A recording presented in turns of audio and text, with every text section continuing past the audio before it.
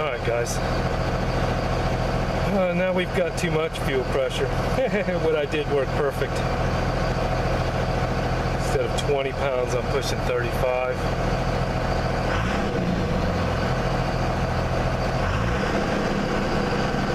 And it doesn't drop.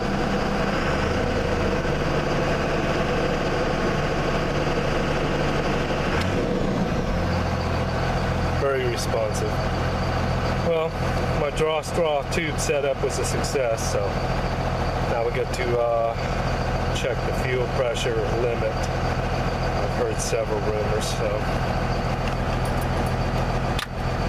turn my auxiliary pump off, and my other pump still pumps low pressure, but lots of volume, I guess. Okay, thanks for staying tuned with that project.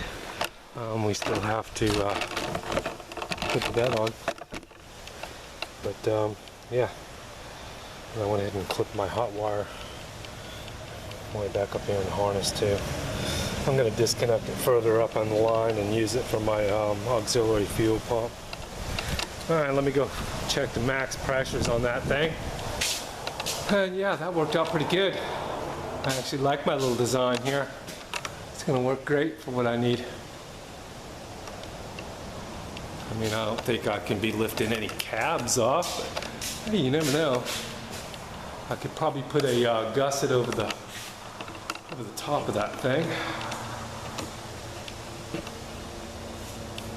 and I could pick up a cab. Just put a pipe going up to the top and coming down, and one in the middle, and that would strengthen it up enough. And there's plenty of strength on the side. That's thick wall aluminized pipe, so 2-inch.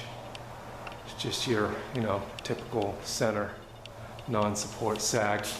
I bet I could, because I'm going to be lifting that one off and the white one off soon. So, got my winter work cut out for me, guys. All right, thanks for staying tuned with that project. We'll take it for a ride down the street once we get the bed back on. All right, y'all take care. Have a great day.